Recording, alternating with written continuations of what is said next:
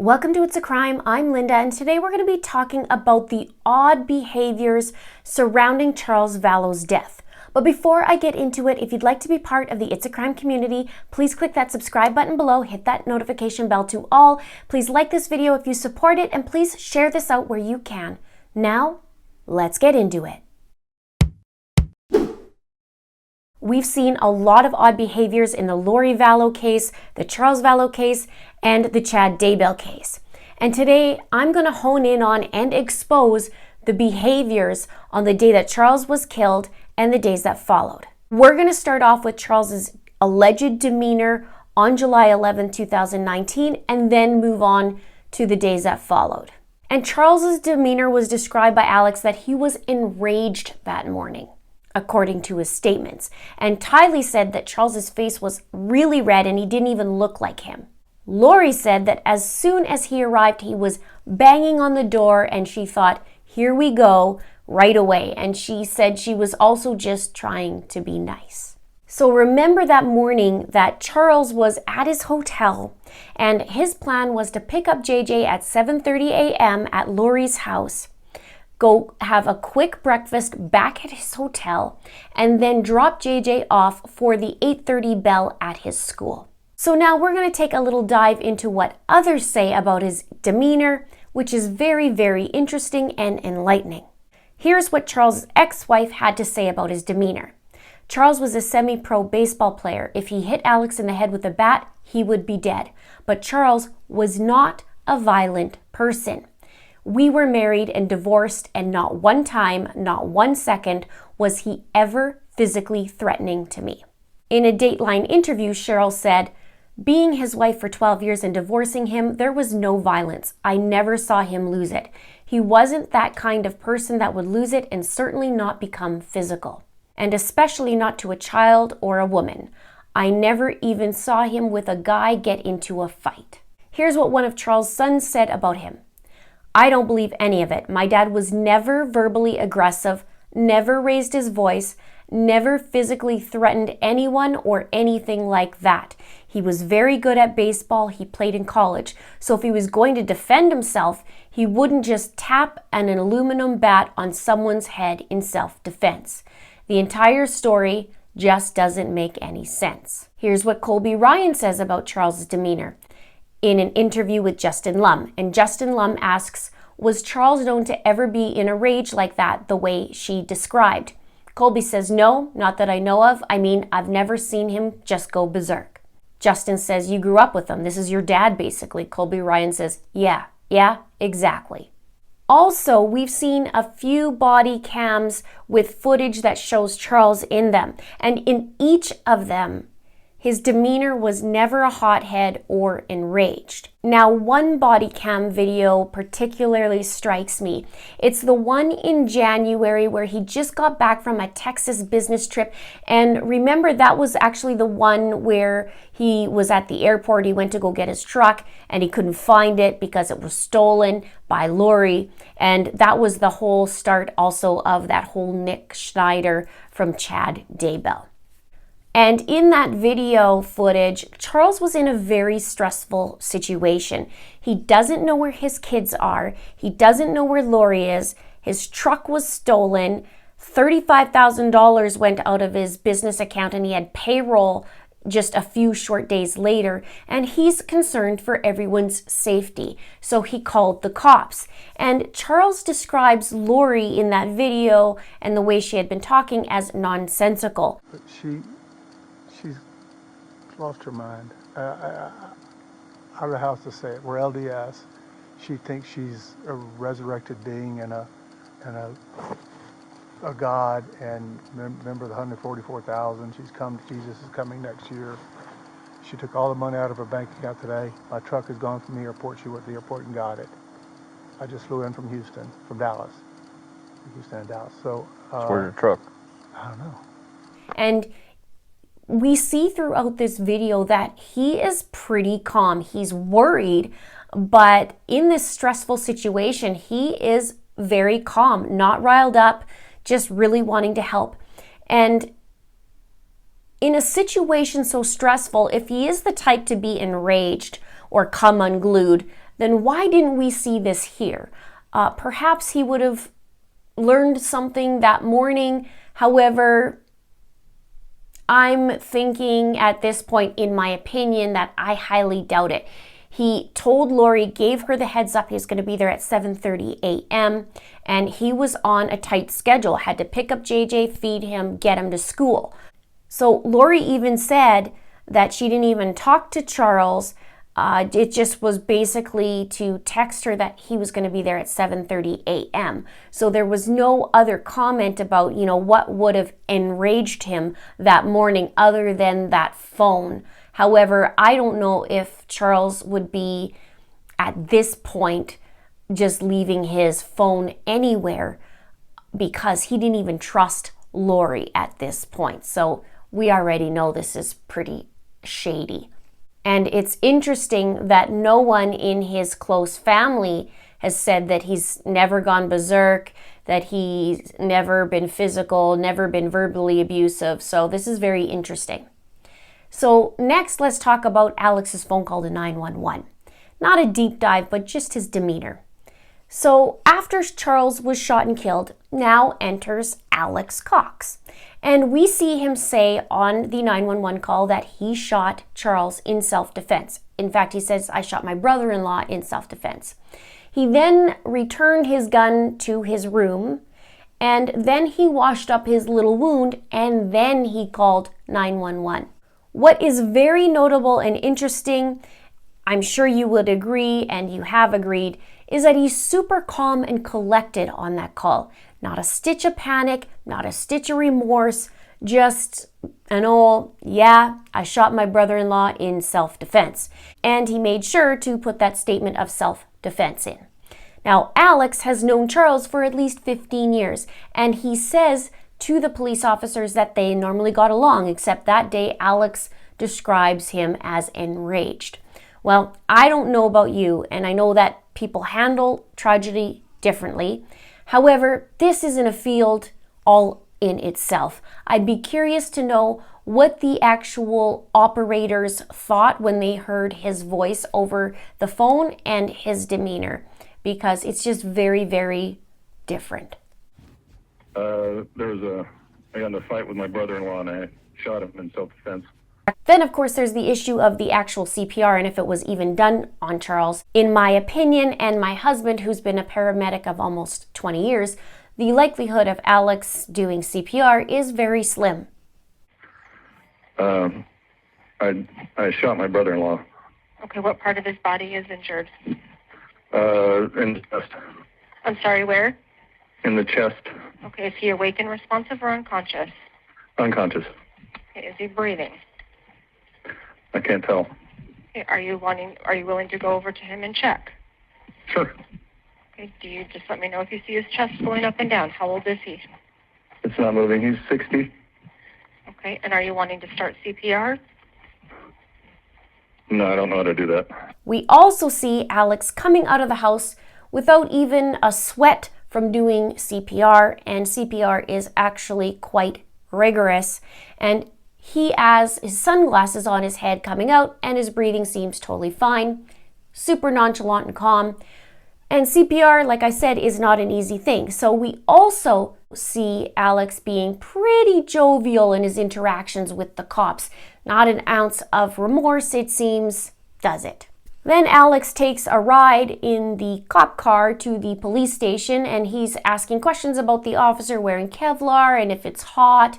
Just, taking a nonchalant ride to the police station as if he's on a holiday.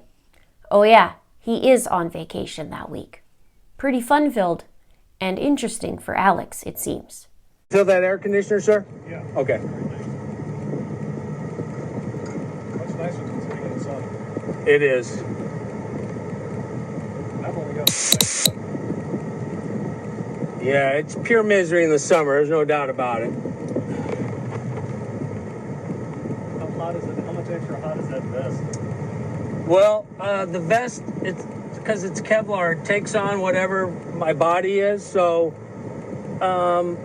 because I'm wearing black, so it's probably like 115 to 120, just the temperature of the clothing in the sun in the summer. Yeah.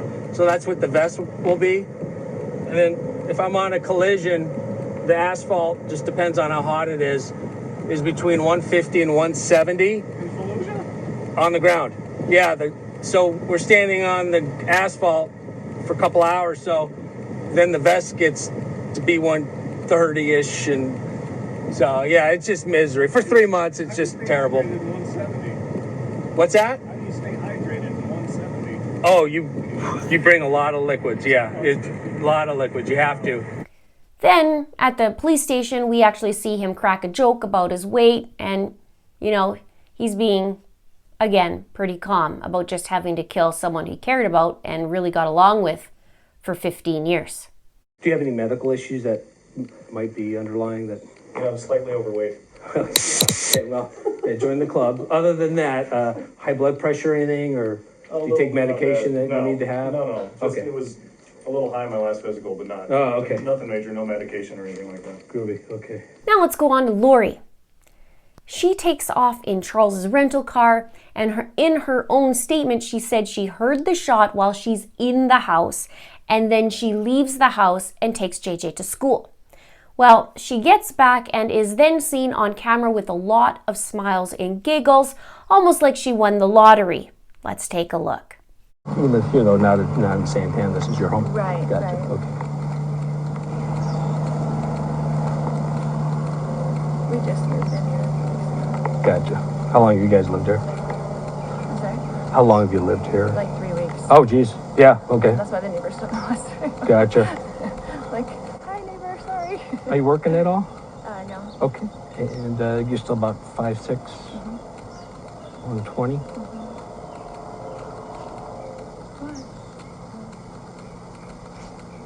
And even though this is bizarre, it's not like Alex and Lori are devoid of emotion, because we heard about Alex and Lori having that knockdown, drag-out fight in the middle of the street just months before at Alex's house. So they do get angry, just not here with someone they both would have as a family member for 15 years and would care about or love. Self-defense or not. Now here's where it starts to get pretty interesting as well. Here's what the authorities had to say about their demeanor. Detective Nathan Moffat described Lori, Alex, and Tylee's demeanor as straight up bizarre.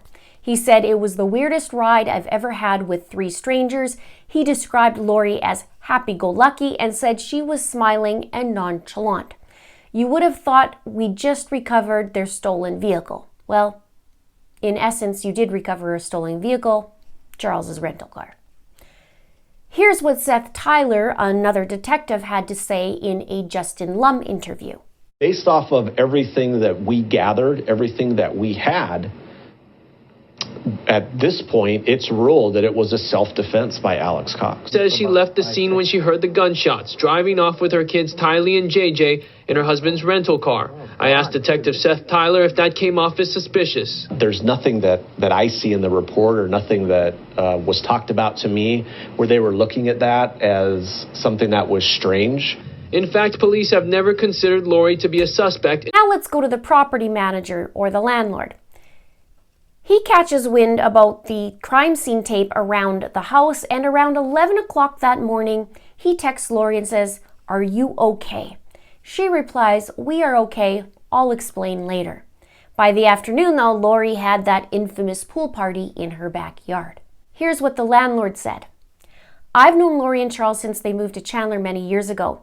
We rented them the first home they lived in for around 5 years before moving to Kauai. I'd say we're good friends. My family visited them, Charles, Lori, Tylee, and JJ in Kauai. When they returned to Chandler, Charles and I had several conversations during Lori's disappearance February 2019. He came to my house and cried, telling me he's so sad and that he can't believe she just abandoned JJ. A few text messages followed, and then they resurfaced as Charles tried to make the marriage work. We then rented Charles and Lori another home in June 2019, where Charles was murdered July 11th. Charles and I were texting the night before on July 10th at 7:49 p.m. and planned to meet in the morning to find him another place to live because it wasn't working out with Lori. That was the morning he was shot. Many very weird events followed. When the neighbors informed me police were at the house and yellow tape surrounded, I immediately texted both Charles and Lori, "Are you okay?" No response until around 11 a.m. and Lori replied, "We are okay. I'll explain later." She and Alex were taken to Chandler PD for questioning and released. That day, the neighbors reported a pool party at the house the same day Charles was murdered, with loud music and lots of people swimming. Neighbors also reported Alex was staying at the house for several days following the shooting, even though he lived in the same area. I spoke with Lori several times days following the shooting, and she never sounded shocked, sad, or heartbroken, as you would think a bride would be watching her husband die. I asked her to move out, which she did August 31st. No communication as to where she was going. I really liked Charles and miss his smile and Louisiana, Texas twang accent. He was generous and a family man. Such a terrible loss. I'm so sorry he's gone. I wish I could have helped him more sooner. R.I.P. my friend. Now, one of the first people, it seems, to find out about Charles' death was Colby Ryan. He says that he was told Charles had a heart attack and died. And Colby goes over to Lori's house. He's thinking how awful it is for Tylee having to see Charles have a heart attack. He then finds out at the house that Charles was shot. And it was a heart attack, all right. An attack on Charles's heart, literally. So technically, I guess Lori doesn't think she's lying. Pretty devious and crafty, in my opinion. And then July 11th happens. Mm-hmm.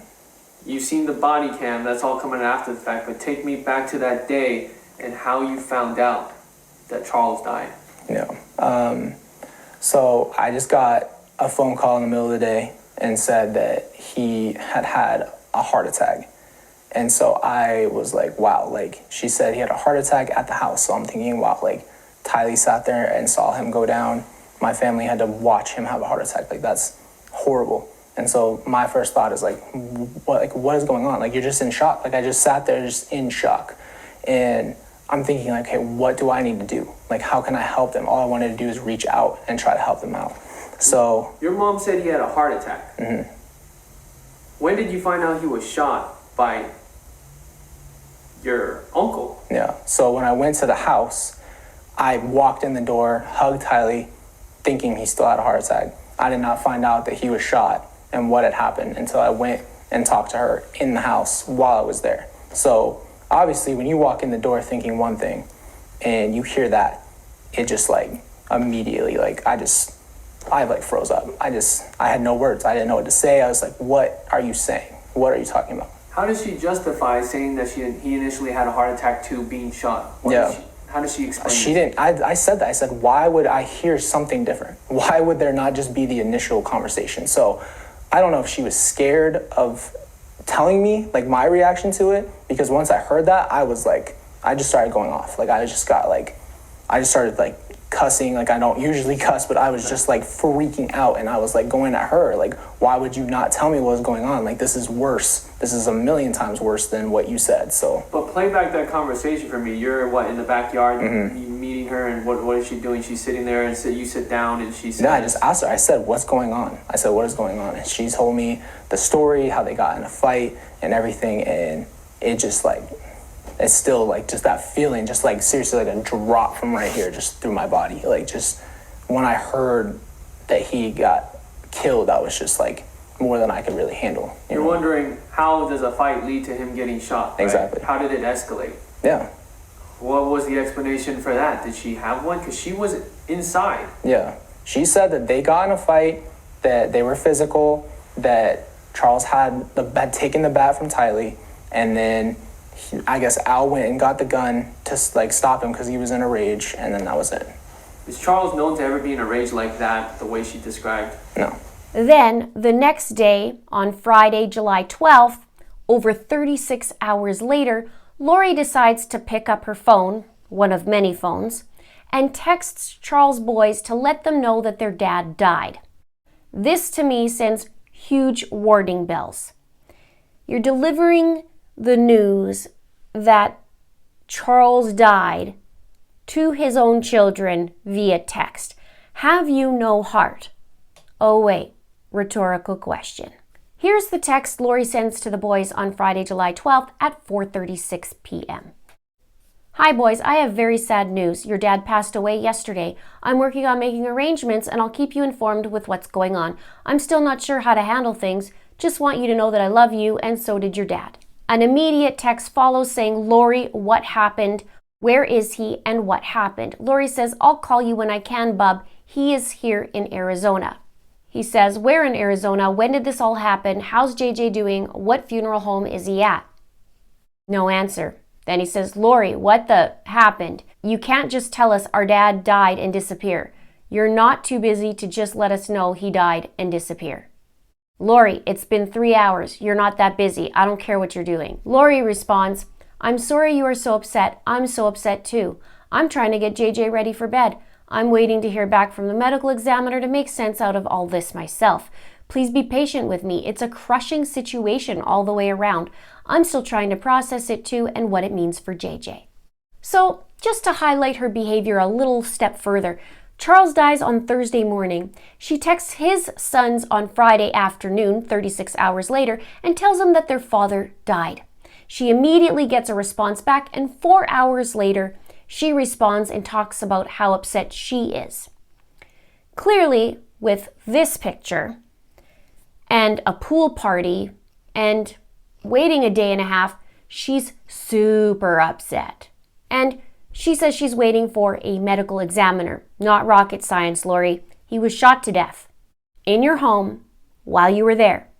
And it's right there in your statement. And you placed yourself in the house at the time he was shot and killed. So there's that. Then 24 hours later, they text her again asking for an explanation, and she says she's sorting it out. They said, when and where is the funeral? How did this all happen? I want an explanation. Then a question mark and another question mark hours later. She says, I'm still waiting, working on arrangements and sorting things out the best I can. I'll let you know when I know.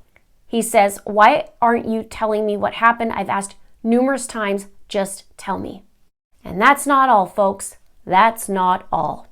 They send a question mark to her on Sunday morning, and she decides to message them back on Monday, July 15th, 4 days after Charles was killed and 3 days after she first let them know. There's the question marks, and they said, okay, Lori, it's been 3 days. You let us know our father passed away over text message. 3 days and we haven't heard from anyone. The only information we have is that one text from you saying he passed away. You disappeared after that. We need any information you have. What happened? When did it happen? How did it happen? Where is he now? Are there any funeral plans? And it's redacted, it's the other son, and I can be part of it. We talked to him all the time and now he's gone. He was our dad and we loved him very much. We deserve answers. Also, why have you been the only one to contact us? We haven't heard from Colby or Tylee. I know they are affected too. I called Colby recently too, but he didn't answer. Is JJ safe and what does he know? I need to be kept in the loop about this all. This isn't a nonchalant topic you can just throw a text at and be done with. Although according to Lori, she can. She responds by saying, these are your dad's wishes. He and I discussed this a lot over the years we have been together. My plan is to have him cremated as he wished and then take all of 5 of you kids to Hawaii to spread his ashes. He did not want a funeral. He wants a celebration of his life. I've been overwhelmed, but I am going to try start these arrangements today. JJ is doing good, but he does not know his daddy is gone. It's so tough because he doesn't really understand. He says daddy is in California working. I know how much he loves you boys and always has. I have a lot of things to do with the business and contacting people, and it's still also difficult. Today, I'm trying to put up a memorial page on the funeral home website. I'll send the link to you when I have it. I love you and so does your dad. Just a side note, this is where she does the love bombing like she did that with Melanie Gibb. And she actually says the same words, I love you and so does your dad. That's twice, same statement.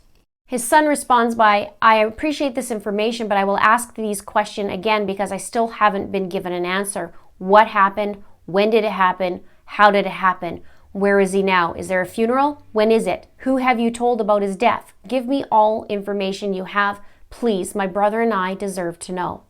And this is absolutely heart-wrenching and yet very eye-opening, isn't it?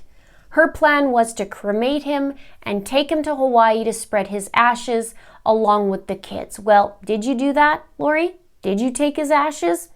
We know you didn't take all 5 kids to Hawaii to do that. And your 2 children are dead, so tell us, why not? Why wouldn't you have arranged that? When did you do that? Did you do that? Why not?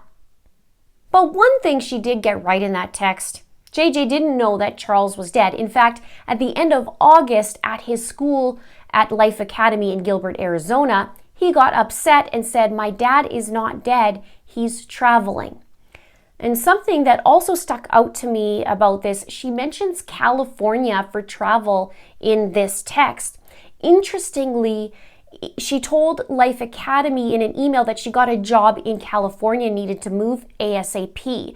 So that's interesting that she's lining up California. Also interestingly, she told Life Academy that Charles had committed suicide. Which one is it, Lori? Maybe the self-defense didn't quite feel right, so she had to test out some other theories first on other people to see and check on how they would respond. Now, Cheryl Wheeler, who's Charles's ex-wife and the mother of his 2 boys, found out through a medical examiner's webpage and the news about it being a homicide. She says, "I checked the medical examiner's webpage and found Charles had been killed the day before, and they had it classified as a homicide. We further Googled and saw all of the news reports out of Chandler. We found out that Alex had shot him." But wait, there's more with Charles's boys and what Lori did. Over a week later, on Saturday, July 20th, they sent another text to Lori. They said, "Well, if you won't answer these questions, can we please have his watches and other stuff he always talked about and had around?" Lori responds, "Of course. Send me the address you want me to send your stuff to. Kay is supposed to clean out the Houston house. I told her to let you and the brother have whatever you want first. Then she could give the have or give away the rest." Doesn't make sense, but that's Lori. "I know he wanted you to have all that you want." I'd love to know the actual details of this. If there was a conversation with Kay, which I highly doubt. And here's what Charles' son said about the watches. Wait for it. "My dad had a collection of watches, very fancy watches. He wore nice watches for years and years, so I thought she was going to send me some of them. The package arrived and inside were 2 cheap Timex watches you'd find at CVS.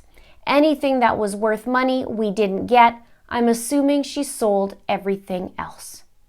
And you'll see in my previous video on Charles, I actually had questioned the morning that he died at the house if he was actually found wearing a watch. But replaying the video, it looks like he's wearing something on his wrist.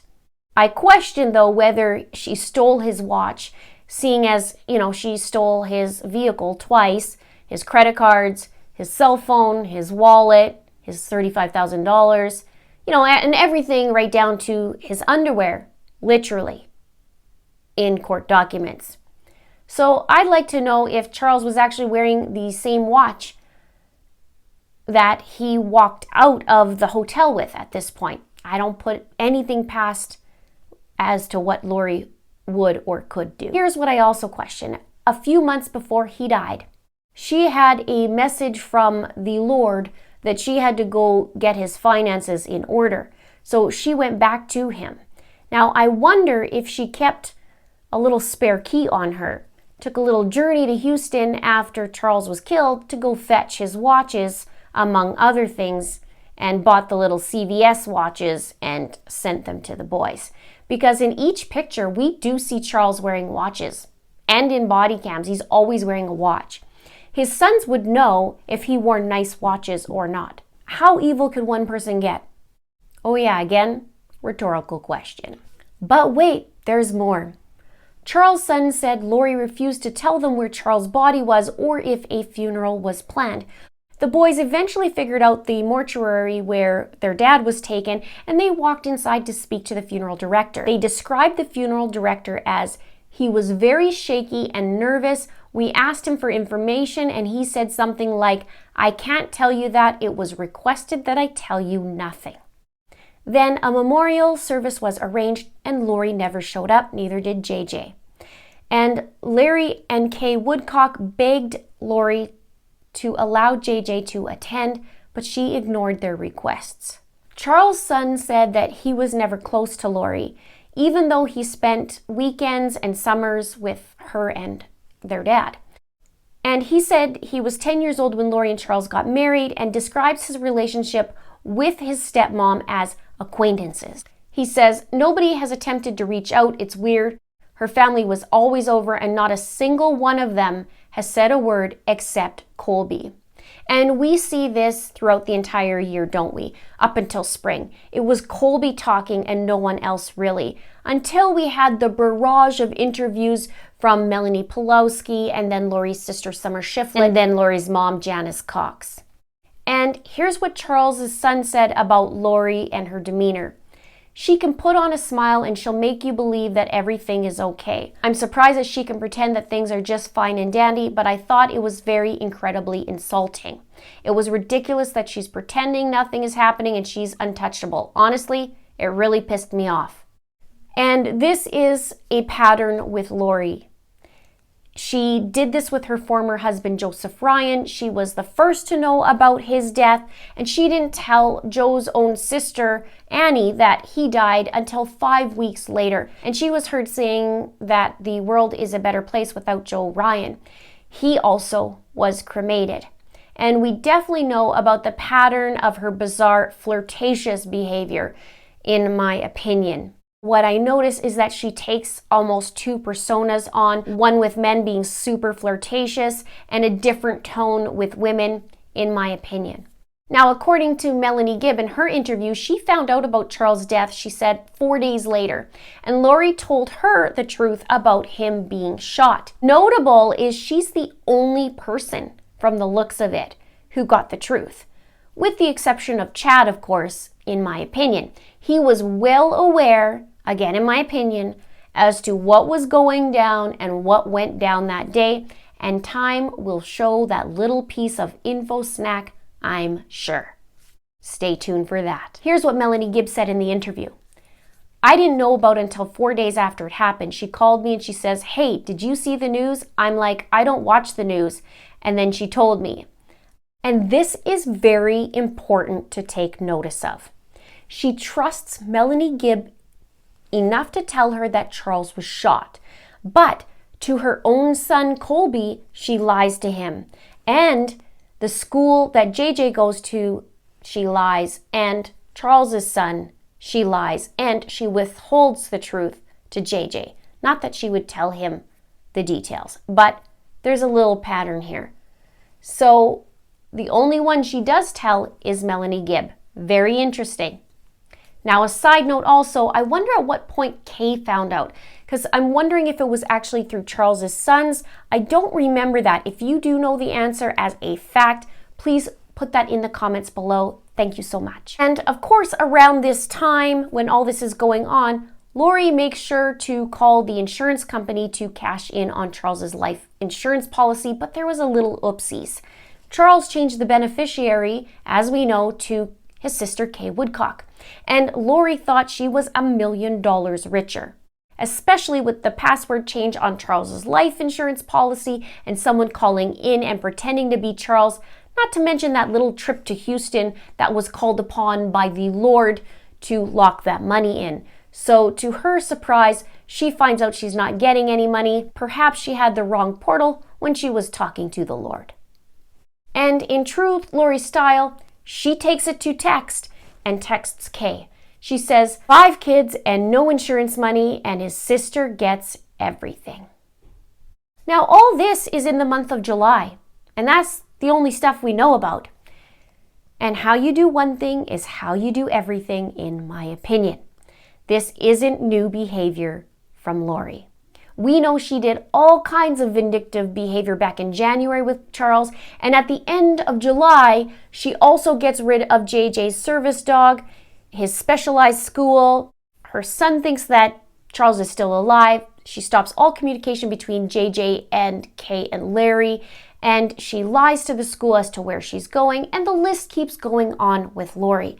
And this isn't the type of person, in my opinion, who would just wake up and do all this vindictive behavior It's a pattern, clearly. And this screams to me that it's not the type of behavior of one who would have a loved one who just died, regardless if they were separated or not. She spent almost 15 years with him. How do you just look back and say, oh well, and then continue on? Sorry, neighbors, without a bat of an eye. But I guess Lori can. But it really is unreal, isn't it? And the behaviors of what we see, like I mentioned, is just a tiny glimpse at what the entire picture looks like. Imagine that. Let's have a chit chat below on this. What are your aha moments in this, or what are your thoughts? Let me know in the comments below. Please subscribe if you haven't done so already. Please like and please share. Thank you so much for watching. See you soon.